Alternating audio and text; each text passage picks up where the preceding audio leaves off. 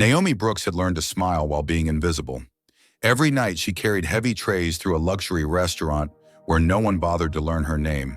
Only her skin color, her uniform, and her place. She was a black waitress in a room built for power, wealth, and quiet prejudice. People spoke over her, looked through her, treated her like background noise, until one ordinary shift shattered everything. When an ice-cold billionaire grandmother suddenly froze in front of Naomi, staring at the cheap silver necklace around her neck. The entire room fell silent. Her hands began to shake. Her face turned pale. Then she started to cry, right there, in front of everyone. Naomi didn't know it yet, but that single glance would rip open a secret buried for 27 years. A crime hidden by money, racism, and silence. Stay until the end, because what that necklace reveals will change who Naomi is forever. Naomi Brooks learned early that silence kept her safe. At 27, she moved through Le Rivage Bistro on the Upper East Side like a shadow. Quiet steps, lowered gaze, voice measured just enough to sound polite but never challenging. The restaurant was a place built for people who had never worried about rent, never counted tips twice before boarding the subway home. Naomi knew her place here, or at least she knew where everyone else believed her place was. She was black. She was a waitress. And in rooms like this, those two facts were enough for most people to stop asking who she really was. The dinner rush was nearly over when Evelyn Whitmore walked in. The room shifted before anyone spoke her name. Heads turned, voices softened. The manager straightened his jacket as if gravity itself had changed. Evelyn Whitmore wasn't just wealthy, she was old money, the kind that shaped cities instead of chasing them. Founder and CEO of Whitmore Global Group, her face appeared on business magazine covers. Her influence whispered about in boardrooms and courtrooms alike. Naomi noticed her the way prey notices a sudden silence. She took the table herself, even though managers usually handled VIPs.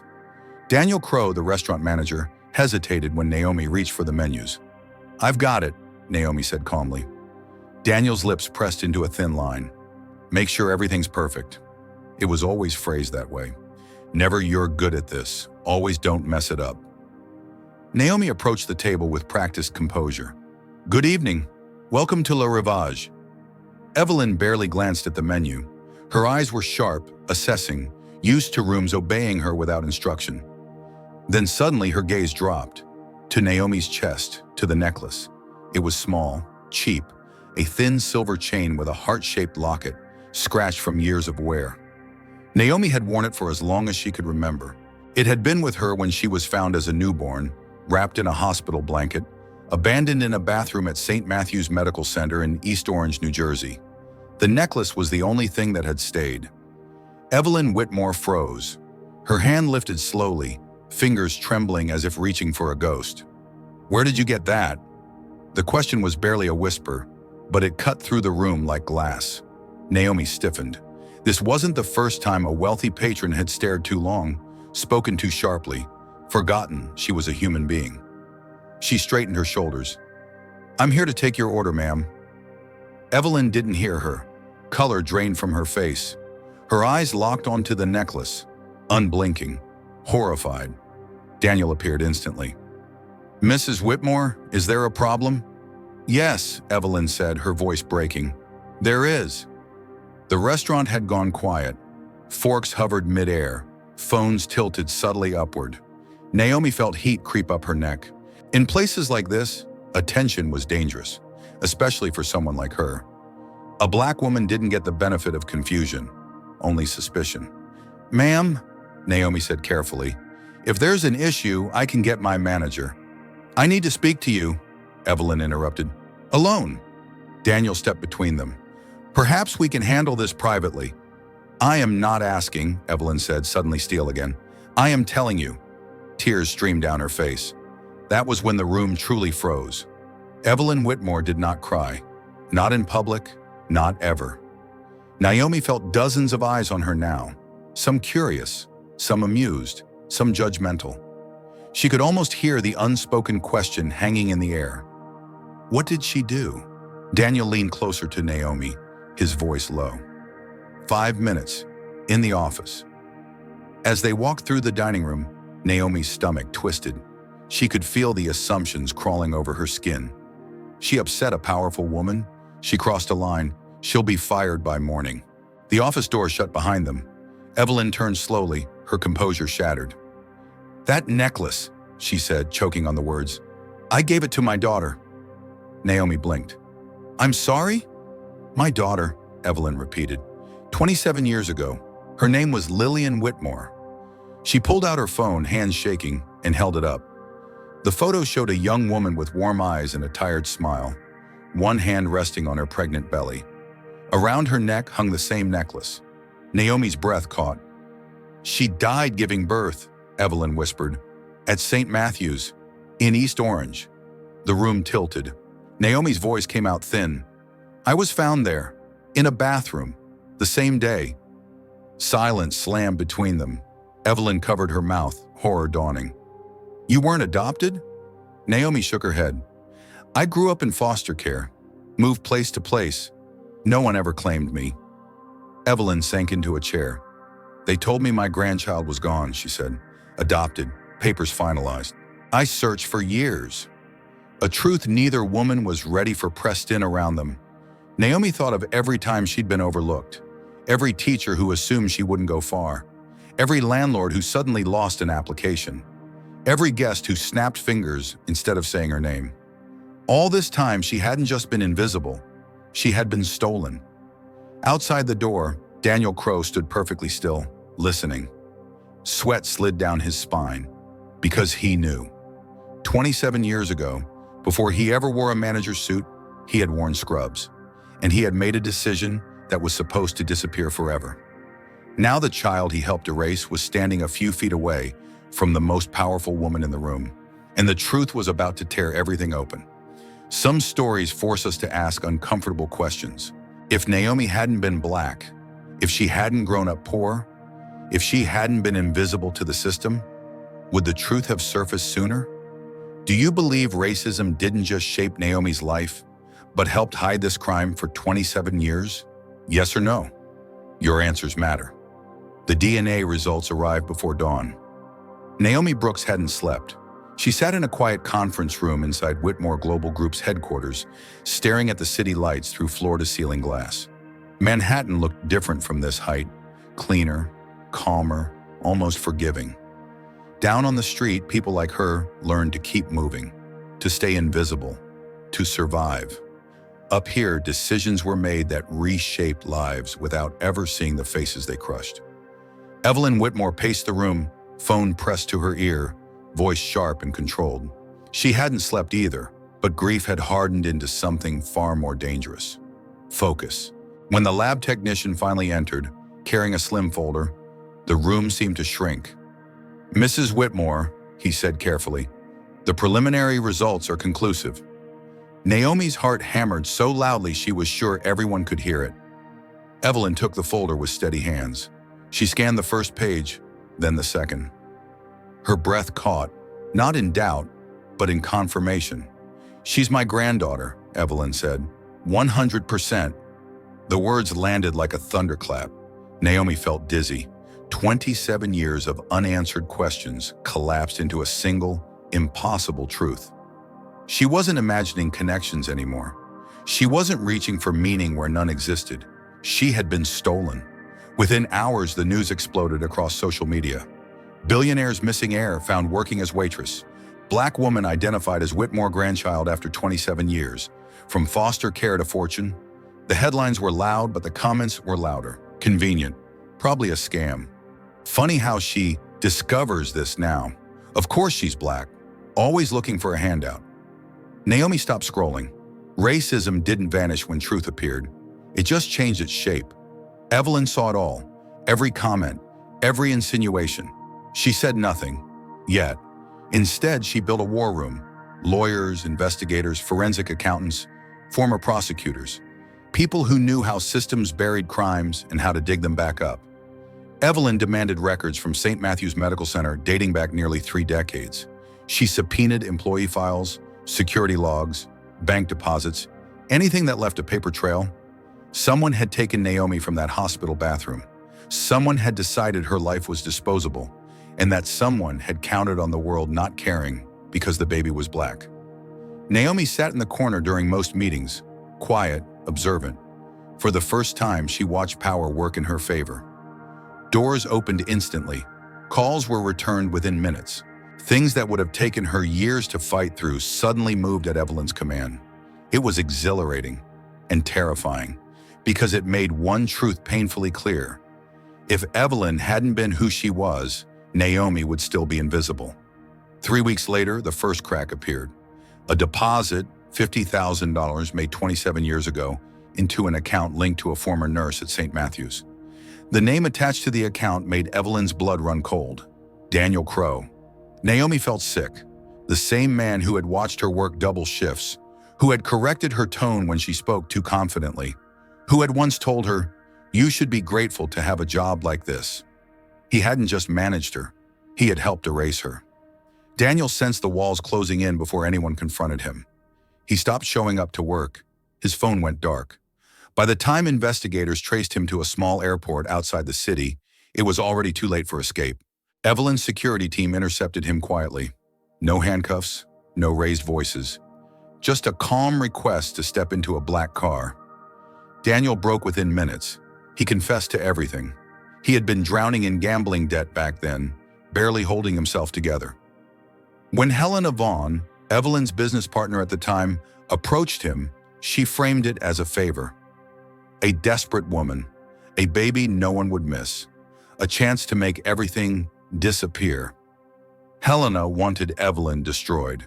She believed grief would weaken her, distract her, give Helena time to strip the company from the inside. Making the baby vanish was never about money alone. It was about power. And Daniel, he told himself the baby would be found, adopted, loved. Instead, Naomi spent hours crying alone in a bathroom stall before someone noticed her. That truth hit Naomi harder than anything else. She had survived, yes, but not because the system worked. She survived because she was lucky. The trial became a spectacle. Daniel testified against Helena's accomplices in exchange for a reduced sentence. Financial records revealed years of fraud, shell companies, and stolen assets. Lawyers who had falsified adoption papers lost their licenses. Accountants went to prison. The hospital settled for millions after investigators proved negligent oversight. Helena Vaughn was already dead, killed in a car accident 15 years earlier. But her legacy crumbled in public disgrace. Every day of the trial, Naomi sat in the courtroom, watched by strangers who thought they knew her story. Some saw a miracle, others saw a threat. One reporter asked her, "Do you feel like you deserve the Whitmore fortune?" Naomi looked him straight in the eye. "I deserved a childhood," she said. "Everything else comes second." The courtroom went silent, but justice, even when served, tasted bitter. No sentence could give her back birthdays missed, families lost, years spent wondering why no one wanted her. Evelyn understood that better than anyone. She didn't try to buy Naomi's love. Instead, she offered something rarer: choice. Naomi moved into Evelyn's home slowly, cautiously, not as an heir, not as a symbol, but as a person learning what safety felt like. Evelyn paid for Naomi to finish nursing school, but never pressured her to step into corporate life. And Naomi? She started asking harder questions about foster care, about hospital security, about why missing black children rarely made headlines unless wealth was involved. The answer always circled back to the same thing. Some lives were protected, some were ignored, and racism decided which was which. When the trial ended, Naomi stood on the courthouse steps beside Evelyn. Cameras flashed, microphones crowded in. Naomi lifted her chin. "This isn't a fairy tale," she said. "It's a warning. Because if this could happen to me, if a black baby could disappear in a hospital and no one noticed for decades, it can happen again." Evelyn placed a hand over Naomi's. "And we won't let it," she said.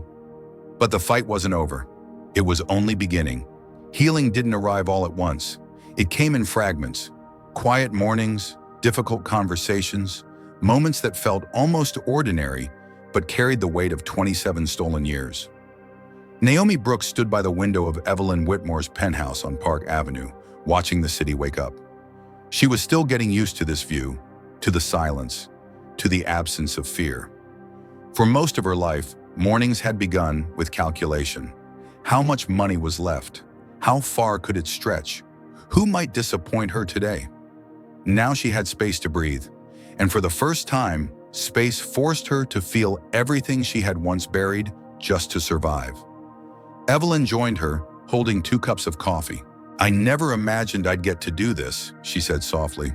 "Wake up and make coffee for my granddaughter." Naomi smiled, but there was sadness in it. "I never imagined I'd have a grandmother." They stood together, not trying to fill the silence. Both knew love didn't erase loss. It learned to live beside it. The world outside hadn't slowed down. Media coverage continued, but the tone shifted. What had begun as shock turned into reflection.